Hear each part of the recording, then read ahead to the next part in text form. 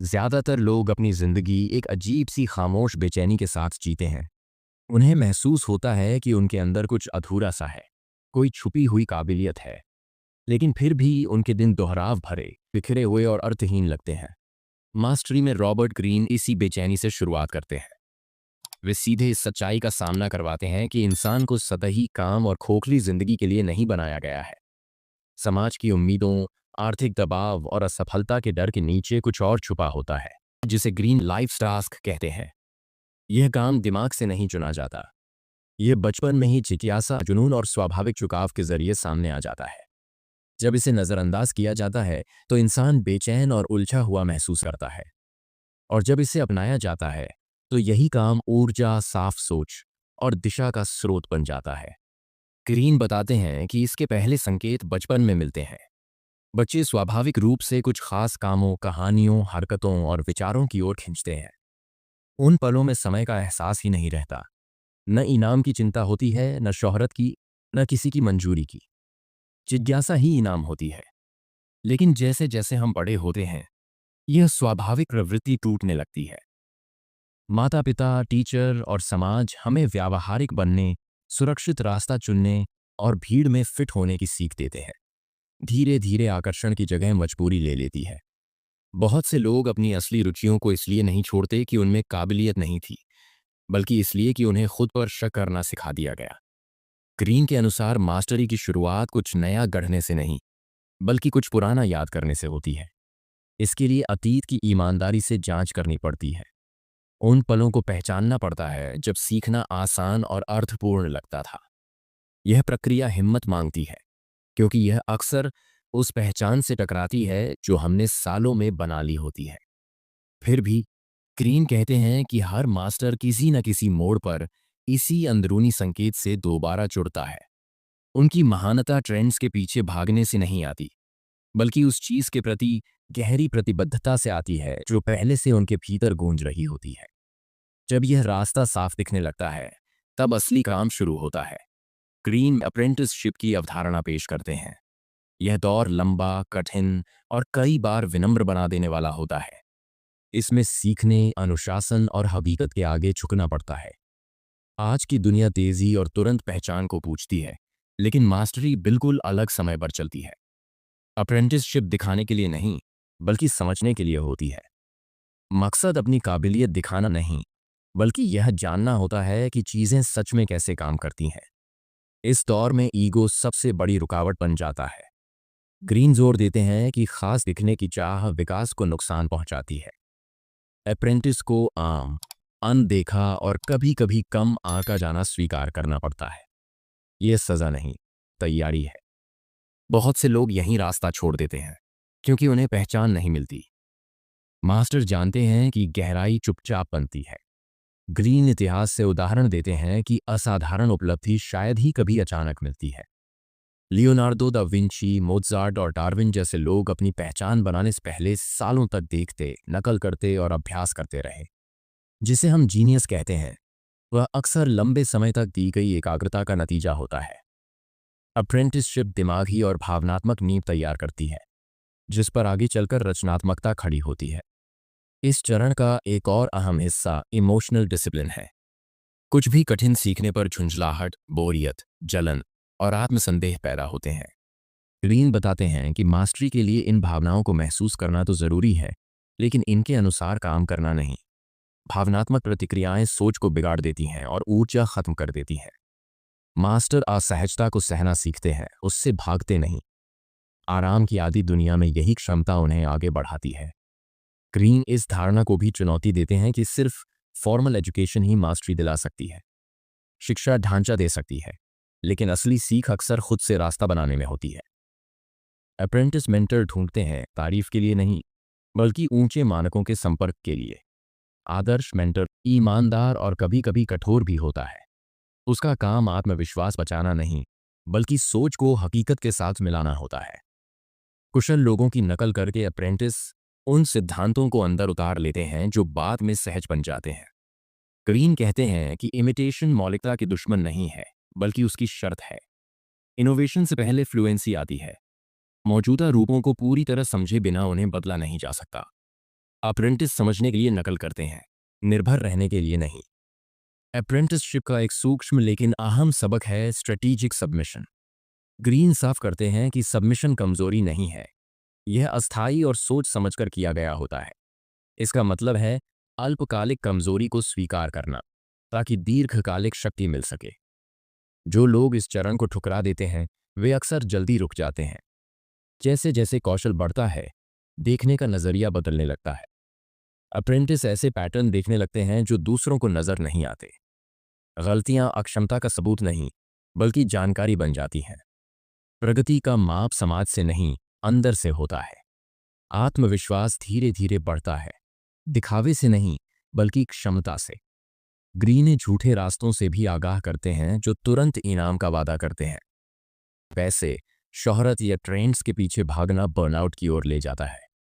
जब अंदर से प्रेरणा नहीं होती तो मुश्किलें असहनीय लगने लगती हैं। मास्टर कठिनाइयों को सहते हैं क्योंकि काम खुद अर्थ देता है। संतुष्टि सफलता का नतीजा नहीं, बल्कि वह ईंधन है जो टिके रहने की ताकत देता है। इस तरह मास्टरी का पहला चरण बाहर से काम जैसा दिखता है, लेकिन अंदर से गहरा बदलाव होता है। यह अधीर दुनिया में धैर्य और संदेह के बीच सहनशीलता मांगता है।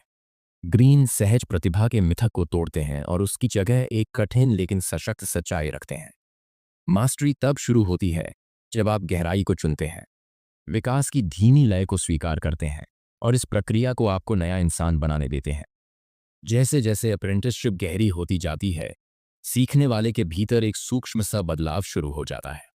जो काम पहले मशीन की तरह यांत्रिक लगता था, वह धीरे धीरे जीवित महसूस होने लगता है।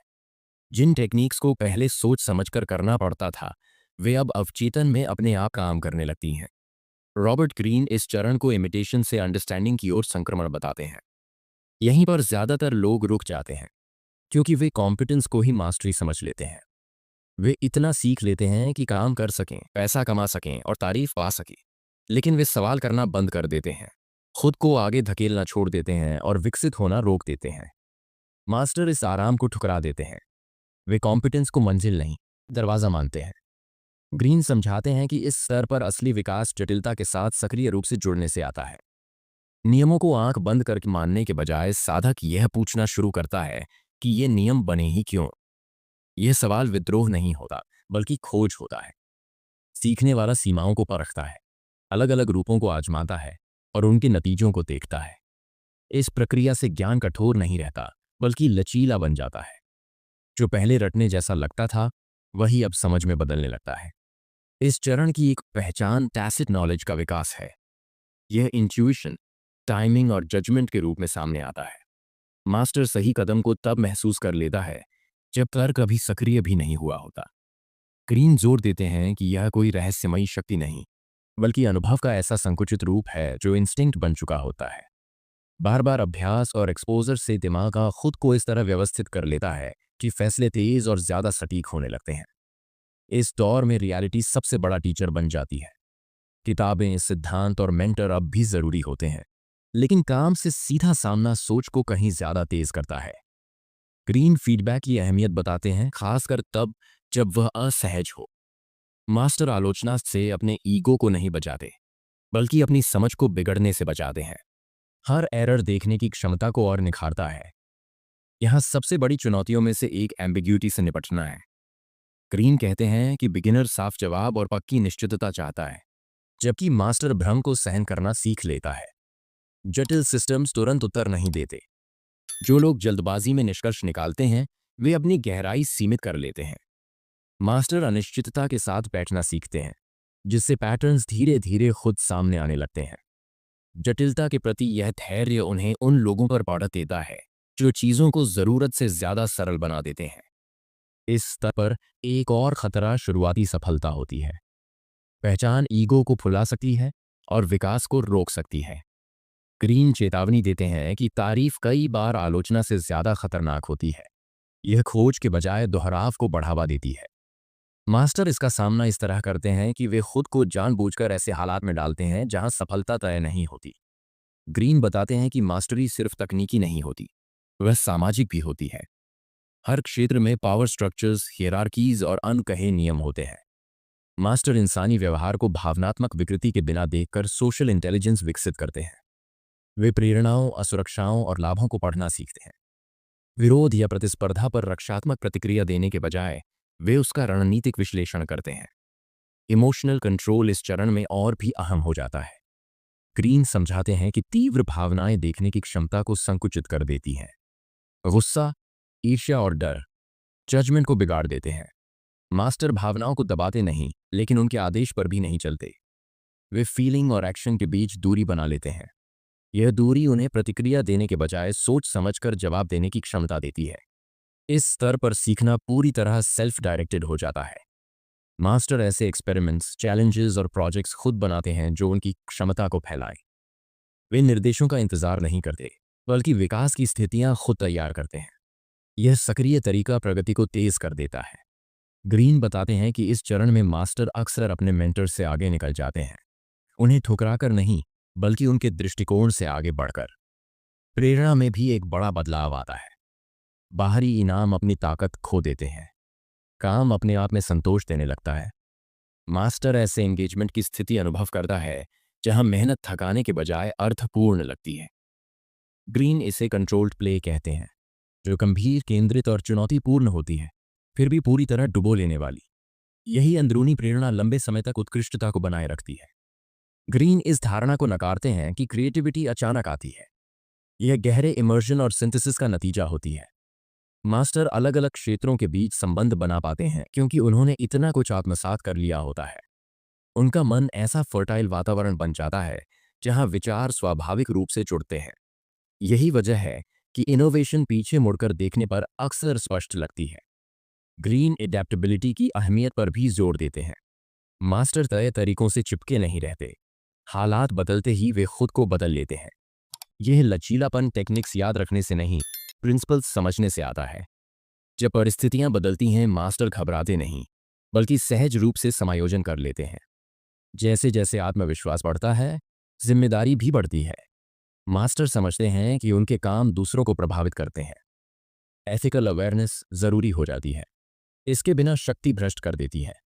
ग्रीन कहते हैं कि सेल्फ अवेयरनेस मास्टरी को अहंकार में बदलने से बचाती है। मास्टर अपने ज्ञान की सीमाओं को स्वीकार करके जमीन से जुड़े रहते हैं। इस तरह मास्टरी का दूसरा चरण इंटीग्रेशन का चरण होता है। कौशल, देखने की क्षमता, भावना और बुद्धि एक दूसरे से जुड़ने लगते हैं। साधक इमिटेशन से आगे बढ़कर व्यक्तिगत व्याख्या तक पहुंचता है। काम सटीक भी होता है और अभिव्यक्तिपूर्ण भी। ग्रीन दिखाते हैं कि यही चरण मास्टर को अंतिम परिवर्तन के लिए तैयार करता है, जहां व्यक्तिगतता और सार्वभौमिकता एक हो जाती है, और जहां क्राफ्ट सिर्फ किया जाने वाला काम नहीं रहता, बल्कि आपकी पहचान बन जाता है। 55 और वर्षों की गहरी मेहनत के बाद इंसान के भीतर एक बेहद गहरा बदलाव आता है। रॉबर्ट ग्रीन इसे एडवांस्ड प्रैक्टिशनर से क्रिएटिव मास्टर बनने की प्रक्रिया बताते हैं। अब स्किल सिर्फ सोचकर इस्तेमाल करने वाली चीज नहीं रहती, यह सीधे परसेप्शन का हिस्सा बन जाती है। मास्टर केवल परिस्थितियों का जवाब नहीं देता, बल्कि उन्हें पहले से महसूस कर लेता है। जो पैटर्न्स छुपे रहते हैं, वे उसके लिए साफ और ऑब्वियस हो जाते हैं। यह हाइटेंड अवेयरनेस मास्टर को घटनाओं के घटने के बाद रिएक्ट करने की बजाय आउटकम्स को शेप करने की ताकत देती है। इस स्तर पर क्रिएटिविटी डिसिप्लिन्ड इंट्यूशन बन जाती है। ग्रीन बताते हैं कि असली क्रिएटिविटी रैंडमनेस या सिर्फ रिबेलियन नहीं होती, यह गहरे अंडरस्टैंडिंग पर आधारित होती है। मास्टर्स फॉर्म्स के भीतर काम करके उनके लिमिट्स को इतनी गहराई से समझ लेते हैं कि ट्रांसफॉर्मेशन नेचुरल लगने लगता है। जो बाहर वालों को रेडिकल लगता है, मास्टर के लिए वही इनएविटेबल होता है। इनोवेशन ट्रेडिशन को रिजेक्ट करने से नहीं, बल्कि उसके भीतर जाकर पेनिट्रेट करने से निकलती है। मास्टरी की एक खास पहचान इमोशनल न्यूट्रलिटी है। ग्रीन समझाते हैं कि तीव्र भावनाएं जजमेंट को डिस्टॉर्ट कर देती हैं और परसेप्शन को धुंधला कर देती हैं। मास्टर्स काम फोकस कल्टीवेट करते हैं। इसका मतलब इमोशनल कोल्डनेस नहीं, बल्कि इमोशनल क्लैरिटी होता है। वे गहराई से महसूस करते हैं, लेकिन एक्शन डिलिबरेट तरीके से लेते हैं। प्रेशर के समय यह कंपोजर निर्णायक बन जाती है। जहां दूसरे पैनिक, रश या फ्रीज हो जाते हैं, मास्टर स्लो होकर ज्यादा देख पाता है। इस स्टेज की एक और खासियत है फ्लो स्टेट्स में भरोसेमंद प्रवेश। ग्रीन बताते हैं कि फ्लो कोई एक्सीडेंटल इंस्पिरेशन नहीं है, मास्टर्स अपनी जिंदगी को डीप कंसंट्रेशन के लिए डिजाइन करते हैं। वे अपना समय प्रोटेक्ट करते हैं, डिस्ट्रैक्शंस कम करते हैं और ऐसे रिचुअल्स बनाते हैं जो फोकस का सिग्नल देते हैं। रेपिटेशन के जरिए माइंड जल्दी इमर्शन में प्रवेश करना सीख लेता है। काम डिमांडिंग होता है, फिर भी एफर्टलेस लगता है। चैलेंजिंग होता है, लेकिन एनर्जाइजिंग भी होता है। ग्रीन मास्टर के बढ़ते इन्फ्लुएंस पर भी ध्यान देते हैं। जैसे ही कॉम्पिटेंस दिखने लगता है, लोग नेचुरली गाइडेंस के लिए देखते हैं। अथॉरिटी अनऑर्गेनिक तरीके से इमर्ज होती है, जबरदस्ती से नहीं। इस इन्फ्लुएंस के साथ रिस्पॉन्सिबिलिटी आती है। मास्टर्स जानते हैं कि उनका बिहेवियर स्टैंडर्ड सेट करता है। सेल्फ अवेयरनेस के बिना पावर मैनिपुलेशन में बदल सकती है। ग्रीन बताते हैं कि कई मास्टर्स को अपनी सीख को आगे देने की आवश्यकता महसूस होती है। टीचिंग अंडरस्टैंडिंग को स्पष्ट करती है, गैप्स एक्सपोज करती है और इसेंशियल नॉलेज को प्रिजर्व करती है। टीचिंग के जरिए मास्टर्स यह सुनिश्चित करते हैं कि क्राफ्ट उनके बाद भी इवॉल्व करती रहे। यह आउटवर्ड फोकस स्टैग्नेशन को रोकता है। फेलियर के साथ संबंध में भी बदलाव आता है। पहले मिस्टेक्स लेसन्स होती थीं, अब वे रिफाइनमेंट्स बन जाती हैं। मास्टर इम्परफेक्शन को एक्सपेक्ट करता है और उसे स्ट्रेटेजिक तरीके से इस्तेमाल करता है। फेलियर अब आइडेंटिटी को थ्रेटन नहीं करता, यह प्रोसेस का हिस्सा बन जाता है। यह इमोशनल रेजिलियंस एक्सपेरिमेंटेशन को बिना डर के संभव बनाती है। फियर के खत्म होने पर क्रिएटिविटी ब्लॉसम करती है। ग्रीन बताते हैं कि मास्टर्स लॉन्ग टर्म सोचते हैं। शॉर्ट टर्म रिवॉर्ड्स अब आकर्षक नहीं रहते। डिसीजंस अपलॉज के बजाय ड्यूरेबिलिटी के आधार पर लिए जाते हैं। एक्सटेंडेड टाइम होराइजन कॉम्प्रोमाइज से बचाता है, जब फ्यूचर इमीडिएट गेन से ज़्यादा महत्वपूर्ण हो जाता है। इंटीग्रिटी नेचुरल रूप से मजबूत हो जाती है। मास्टर्स अटेंशन चेस नहीं करते, वे लेगेसी बिल्ड करते हैं। इस स्तर पर इंट्यूशन अधिक डोमिनेंट हो जाती है। ग्रीन समझाते हैं कि इंट्यूशन गैस वर्क नहीं है, ये रैपिड पैटर्न रिकग्निशन है जो सैचुरेशन से डेवलप होती है। दिमाग इतनी इन्फॉर्मेशन अब्जॉर्ब कर चुका होता है कि आउटकम्स इंस्टेंटली सिमुलेट हो जाते हैं। इससे मास्टर्स अनसर्टेनिटी में भी तेज और सही डिसीजंस ले पाते हैं। जो इंस्टिंक्ट लगता है वह कॉम्प्रेस्ड एक्सपीरियंस होता है। फिर भी ग्रीन एरोगेंस से चेतावनी देते हैं। मास्टरी ब्लाइंड स्पॉट्स को खत्म नहीं करती। जो लोग सोचते हैं कि वे पहुंच गए हैं, डिक्लाइन शुरू हो जाता है। मास्टर्स रियलिटी के स्टूडेंट्स बने रहते हैं।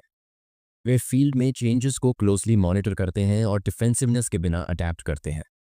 क्यूरियोसिटी हमेशा जिंदा रहती है। यह ओपननेस समय के साथ रेलेवेंस बनाए रखती है।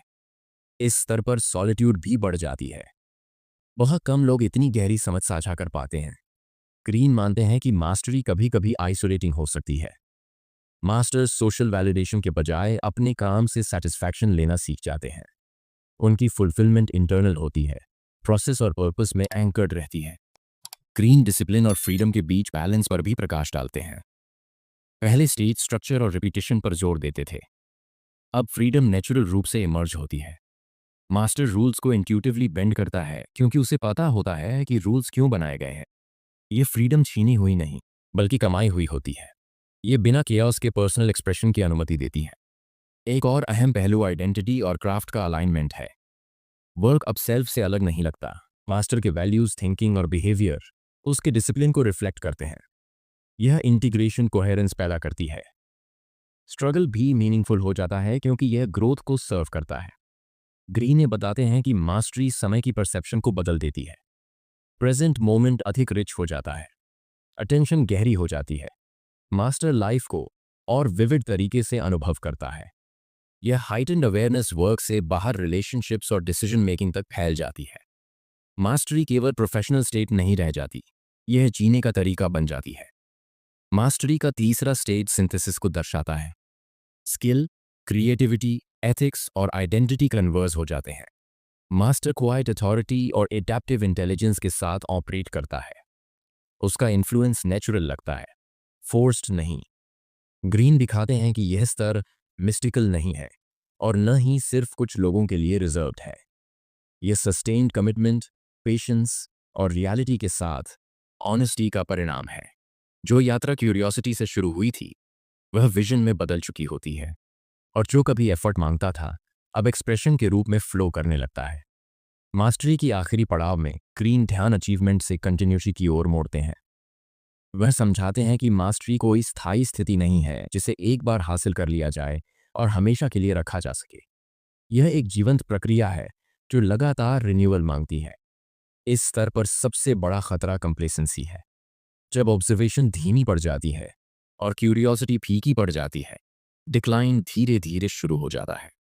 मास्टर्स हमेशा सतर्क रहते हैं, यह जानते हुए कि ग्रोथ को अटेंशन और ह्यूमिलिटी के साथ सस्टेन करना जरूरी है। क्रीन ये भी बताते हैं कि सफलता अक्सर कंट्रोल का भ्रम पैदा करती है। मास्टर्स इसका मुकाबला रियलिटी के करीब रहकर करते हैं। वे फीडबैक मांगते हैं, चाहे वह अनकंफर्टेबल ही क्यों ना हो। वे खुद को नए चैलेंजेस और बदलती परिस्थितियों के सामने रखते हैं। रेपुटेशन की रक्षा करने के बजाय वे अपनी अवेयरनेस की रक्षा करते हैं। ग्रीन कहते हैं कि ह्यूमिलिटी कोई मॉरल वीकनेस नहीं, स्ट्रेटेजिक इंटेलिजेंस है। इस स्टेज में समय के साथ संबंध भी बदलता है। मास्टर्स इसके सीमाओं के प्रति गहरी चेतना विकसित करते हैं। यह अवेयरनेस एंजाइटी नहीं पैदा करती, बल्कि फोकस को शार्पन करती है। डिस्ट्रैक्शंस की आकर्षकता कम हो जाती है। छोटे मोटे परस्यूट्स पीछे हट जाते हैं। मास्टर डेप्थ को ब्रेथ पर, सब्सटेंस को नॉइज पर चुनता है।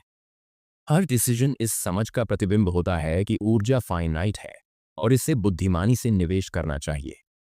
ग्रीन मास्टरी को इंसानियत से दूर चढ़ाई के रूप में नहीं, बल्कि किसी आवश्यक चीज की ओर लौटने के रूप में देखते हैं। मास्टर फिर से चाइल्ड लाइक अब्जॉर्प्शन के साथ काम में डूब जाता है, लेकिन बिना चाइल्डिश डिपेंडेंसी के। क्यूरियोसिटी, प्ले और सीरियसनेस साथ साथ मौजूद रहते हैं। यह संतुलन वाइटैलिटी पैदा करता है। काम अब जरूरत से दबाव वाला बोझ नहीं लगता, बल्कि पर्पस की चुनी हुई अभिव्यक्ति लगता है। समाज टैलेंट का जश्न मनाता है, लेकिन ग्रीन परसिस्टेंस पर जोर देते हैं। अधिकतर मास्टर्स शुरू में सबसे गिफ्टेड नहीं थे। उन्होंने बस लंबा एंड्योर किया। उन्होंने फ्रस्ट्रेशन, बोर्डम और डाउट के बीच एंगेज रहना सीखा। एंड्योरेंस इंटेलिजेंस से ज्यादा आउटकम तय करता है। यह समझ एक्सक्यूजेस को खत्म कर देती है। मास्टरी हर उस व्यक्ति के लिए उपलब्ध है जो प्रोसेस को अपनाने के लिए तैयार है।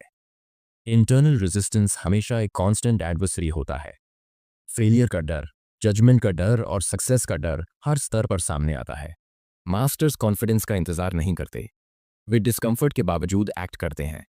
क्रीन समझाते हैं कि करेज फियर की अनुपस्थिति नहीं है, बल्कि उसके मौजूद होने के बावजूद कार्य करने की क्षमता है।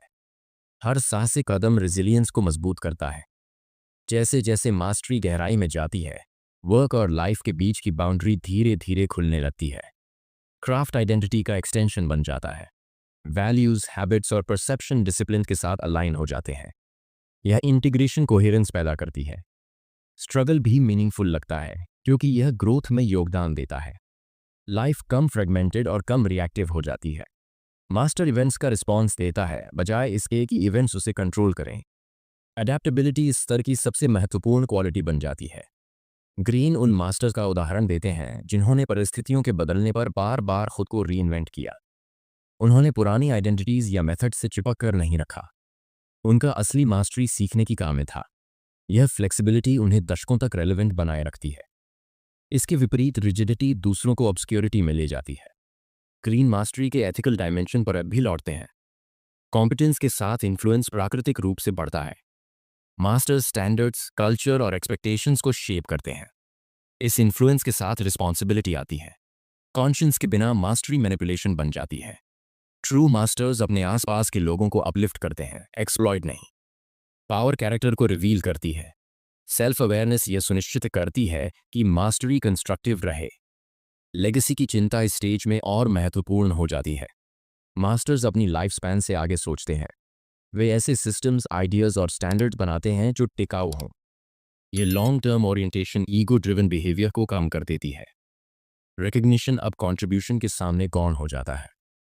वर्क को इमीडिएट अपलॉज के बजाय लास्टिंग इम्पैक्ट से मापा जाता है।